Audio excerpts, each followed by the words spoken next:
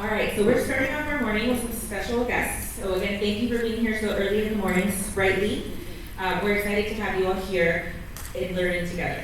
First, I'd like to call up Mark Leech. Mark is currently the Director of the Department of Technology and Innovation for the City of Albuquerque. Welcome, Mark.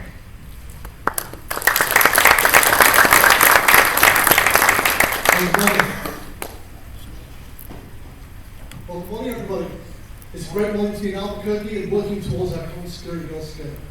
Loving the rain from last night and everything about the Mexico weather. And in particular, thank you to CrowdStrike for this morning's early morning call. So many thanks to everybody at B-Sides for giving us all the chance to be part of this amazing event. And a quick shout out to Sarah, Gabrielle, Chris, Shane, and Kristen. Give a round of applause. So on behalf of the organisers, the City of Albuquerque wants to welcome everybody to B-Sides this year. This is becoming one of the region's top technology showcase events of the year. So we know we're in for an amazing time here over the next 2 days. Over 20 speakers, more than 40 sessions, workshops, networking. We're all going to be in for a total head rush of learning and fun. There'll definitely be something for everyone. Are we ready? Yeah. Are we ready? Yeah. So I think the fact that Albuquerque can host a cybersecurity event of this size and importance not only shows that we're growing as a city, it also shows that Albuquerque has the technological chops and intelligent listeners to drive the conversation and make a difference in the way we protect our assets, ourselves, and our loved ones. And look at how the cybersecurity community is growing in Albuquerque. And the most exciting thing for me is seeing the diversity of organizations representing more and more of the cybersecurity spectrum.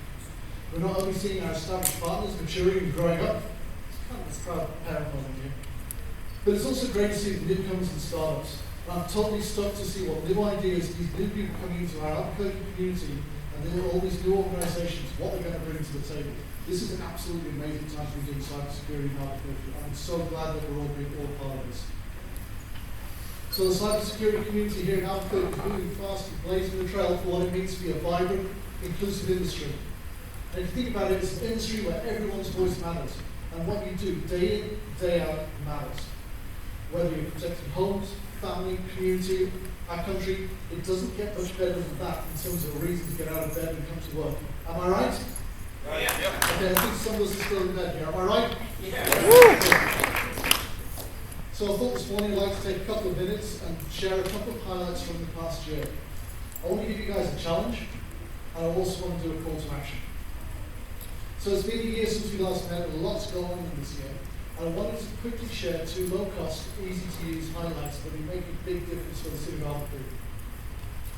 And the first one is a problem that we've been struggling with along with every other large organisation, and that's the critical window between infection and explosion, for want of a better term.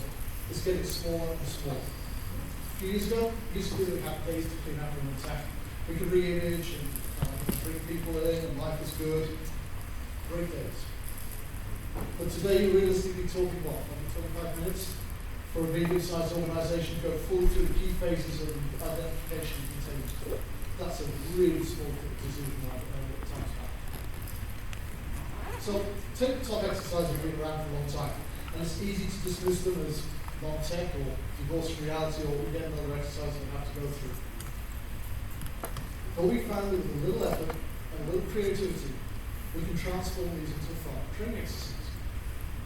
So, just like in any other sport, we're trying to improve response time and accuracy by repetition, right? Think about it in soccer or basketball, whatever team sports.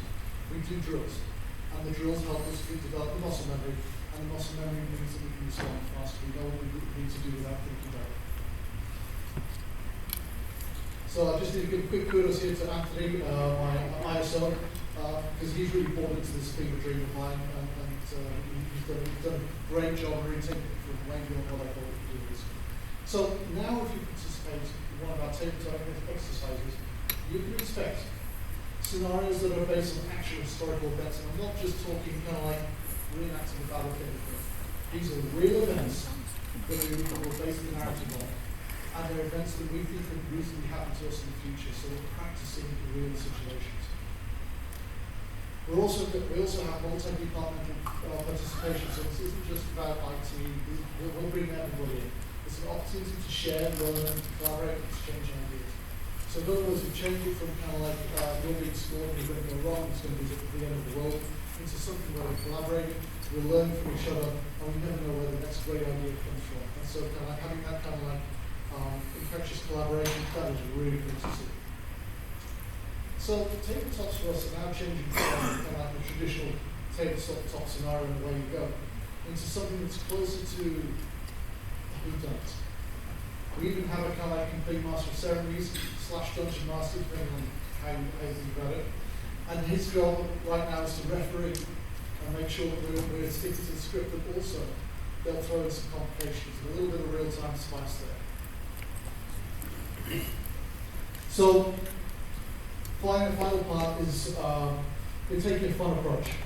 And one participant we had actually joined our exercise late, and he didn't realize he was actually in a drill. He thought he was in a real-life situation. Okay?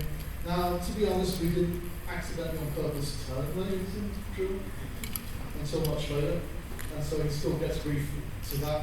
But again, what we're trying to do is change this from kind of formal exercise into a kind of more of a fun, light-hearted kind of approach.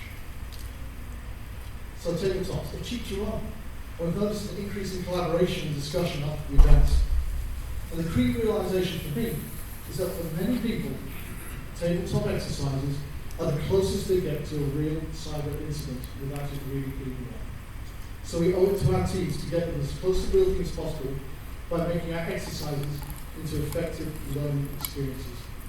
We need our teams to be familiar with the steps so that when situations become real, they're relaxed and don't choke.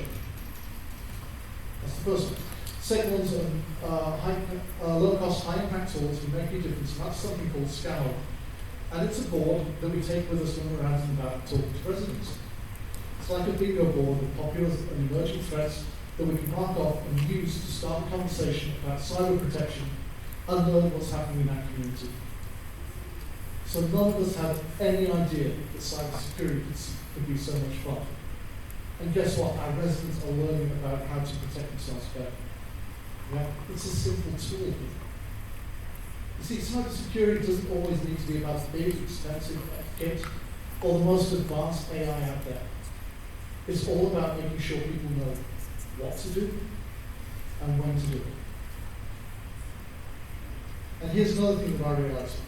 Albuquerque is the 32nd largest city in the country, and we're lucky insofar that we have a police that staff cybersecurity team and a mayor that gets cybersecurity. Now, I wouldn't certainly call us flush with resources, but there are communities that are smaller than us. What about those guys? The person who's a librarian, also the CIO in their spare time. They certainly don't have the budget to go and buy the latest AI-powered threat detection software, and they probably don't have time to go and do threat hunting on a regular basis. And it's also easy to skip response patches from Microsoft because they know they have a customer who's waiting to get their caseworker engaged, and that's the last email that I need to answer before I go home. I need to pick up the kids, and then I need to pick up the dog from the vet, and then it's Jill from HR again. That's the third email she sent this month about Henry's leaving doing HR, and now she's asking me that's some kind of gift card, and all I have to do is click it and the problem goes away, and before we know it, that's it. The city funds are empty, and maybe 25 minutes later we're fully locked out from all our technology assets. So my challenge at the Albuquerque cybersecurity community is simply this. How do we do a better job to protect the small communities from bad actors? You see, if we're not careful, this is going to become a bigger equity issue than your ability, based on whether or not you can beat the bad guys. Essential services, in the worst case, end up as being a function of your ability to pay. And here's where it really starts to become personal to me. How many clicks on a phishing email will it take before we realize that the indirect delays and outages all add up to impact the vulnerable communities and the people least likely to be able to buy their way out of the problem? Now, we should be upset about this, but I want to challenge you guys especially. Turn that upset, that emotion, into something constructive, build the best solutions you can to protect our vulnerable communities. Okay. So that's my one highlight, my challenge. So here's my call to action. As the Albuquerque cybersecurity community, let's look out for each other, and let's rally around each other when someone has a need. goodness knows there's enough need to go around right now. Let's share the burden of security together, but let's also share and celebrate our community successes. We're a strong community, we have a lot of smart people here, a lot of good stuff is happening. Let's get the word out that not only does Albuquerque have the best cybersecurity scene, but it's also the best place to live and work. Thanks for listening. Welcome to B-Sides Albuquerque. Have a great 2 days.